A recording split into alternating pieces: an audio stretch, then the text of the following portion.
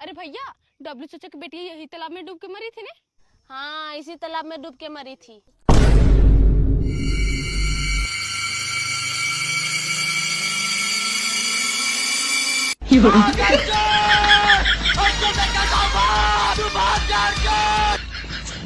तब से ये तालाब में कोई नहीं नहा।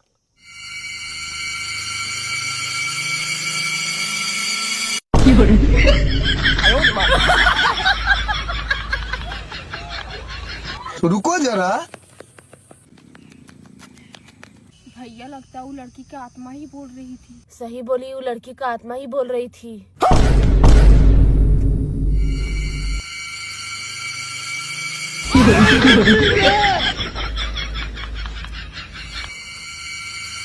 কি করে